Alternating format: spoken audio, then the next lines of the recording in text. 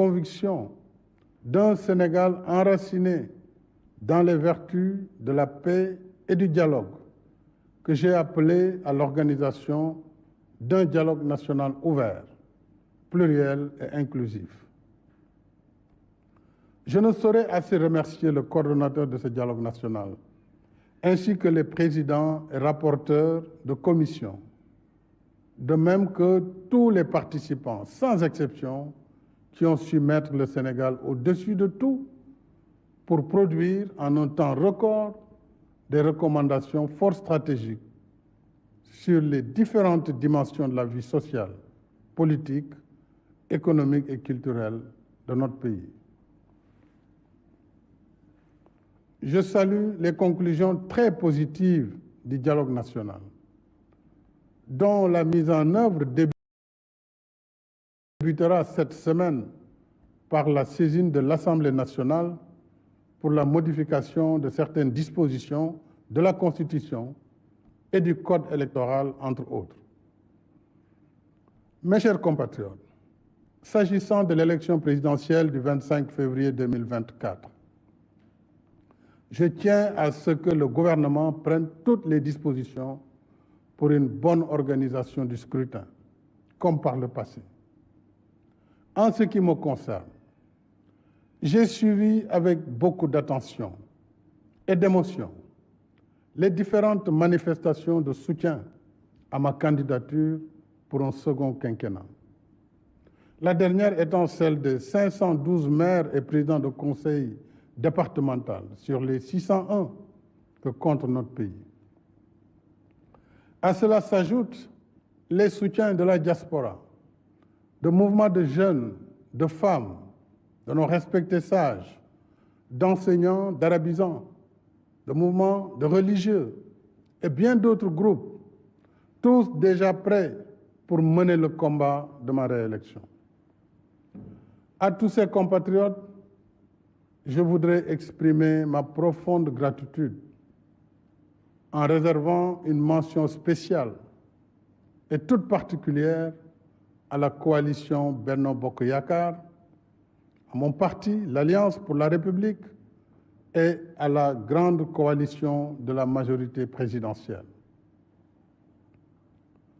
Mes chers compatriotes, ma décision, longuement et mûrement réfléchie, est de ne pas être candidat à la prochaine élection du 25 février 2024.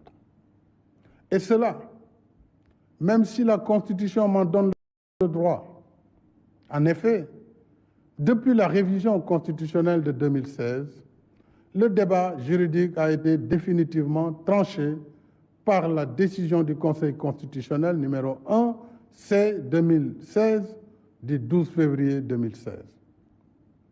Je sais que cette décision de ne pas être candidat surprendra tous ceux et celles nombreux dont je connais l'admiration, la confiance et la fidélité sincère. Elle surprendra aussi ceux et celles qui souhaitent me voir encore guider la construction du Sénégal, qui trouvent de plus en plus ses marques. Mais le Sénégal dépasse ma personne et il est rempli de leaders également capables de pousser le pays vers l'émergence. On a tant spéculé, commenté sur ma candidature à cette élection. Cependant, je n'ai jamais voulu être l'otage de cette injonction permanente à parler avant l'heure, car mes priorités portaient surtout sur la gestion d'un pays, d'une équipe gouvernementale cohérente et engagée dans l'action pour l'émergence, surtout dans un contexte socio-économique difficile et incertain. Contrairement donc aux rumeurs qui m'attribuaient une nouvelle ambition présidentielle, je voudrais dire que j'ai une claire conscience et mémoire de ce que j'ai dit, écrit et répété ici et ailleurs. C'est-à-dire que le mandat de 2019 était mon second et dernier mandat. C'est cela que j'avais dit et c'est cela que je réaffirme ce soir. J'ai un profond respect pour les Sénégalais et les Sénégalaises qui m'ont lu et entendu. J'ai un code d'honneur et un sens de la responsabilité historique qui me commande de préserver ma dignité et ma parole. Je rends ici un hommage à mes prédécesseurs, les présidents Léopold Sédar Senghor, Abdou Diouf et Abdoulaye Wade, dont les parcours sont bien sûr différents, mais qui ont contribué chacun à construire l'image de ce Sénégal démocratique qu'il faut perpétuer. Je ne saurais faire moins. Et d'ici la transmission du pouvoir au futur président de la République, Inch'Allah, le 2 avril 2024, j'assumerai avec responsabilité et fermeté toutes les charges qui incombent à ma fonction. En vertu du mandat que vous m'avez confié et en étroite cohérence avec mon serment constitutionnel, je continuerai de consacrer toutes mes forces à défendre sans faille les institutions constitutionnelles de la République, le respect des décisions de justice, l'intégrité du territoire, la protection des personnes et des biens. Je resterai à vos côtés, à votre écoute et au service de la République et de la nation. Nous avons des réalisations indéniables et un potentiel incroyable. Mais soyons vigilants et conscients des difficultés, des obstacles qui sont réels et de l'activisme des ennemis de l'intérieur et de l'extérieur.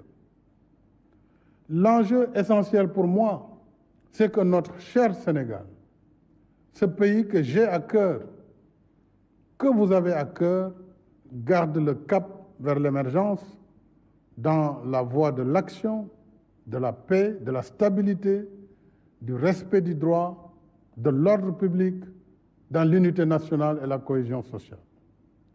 Cela exige de chacune, de chacun de nous, l'adhésion à notre modèle de société fondé sur la démocratie, la liberté, le respect de nos valeurs socio-culturelles, le respect de ce vivre ensemble qui a su jusqu'ici nous rassembler, le respect de nos religions, de nos confréries et de nos guides religieux.